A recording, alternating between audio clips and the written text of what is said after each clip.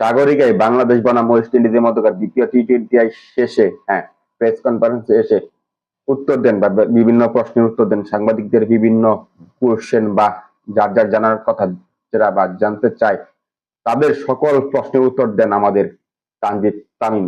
তিনি বলেন যে আমি বা আমার দলের হয়ে আমি 50 করেছি বা 50 উদ্বোধন করেছি, কিন্তু এটা দলের কোনো কাজে লাগলো না, অতএব আমার কোনো বা এর কোনো গুরুত্ব নেই আমার কাছে। যদি দলের কাজে লাগতো তবে গুরুত্ব থাকতো। আমরা ওপেনাররা ভালো করতে পারিনি মিডল অর্ডার কিংবা লোয়ার মিডল অর্ডাররা।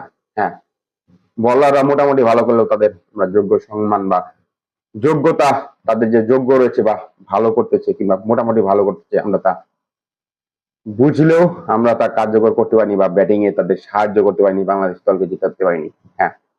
আমরা সিরিজ খোয়াছি, আমরা দল হিসেবে ব্যর্থ হয়েছে, আমরা সিরিজ আমরা হারাইলাম বা এই টি-20 সিরিজটা আমরা হাত থেকে ফসকে দিলাম। আগামী ম্যাচের জন্য আমরা অবশ্যই রেডি হচ্ছি আর রওনা দিচ্ছি। তৃতীয় টি-20 আমরা মান সম্মান রক্ষা করবো এবং অন্তত একটা জয় আমরা শেষ করতে চাই, 2-1 শেষ করতে চাই।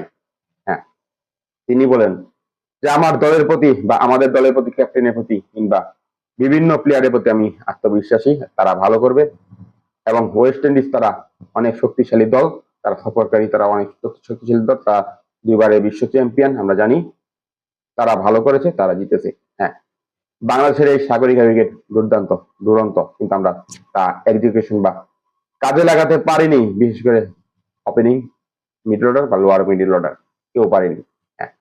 এতে বাংলাদেশ বা আমরা হেরেছি। এই আমার 50 রান করা, 50 রান করা, 48 বলে 61 রান করা কোনো কাজে লাগলো না।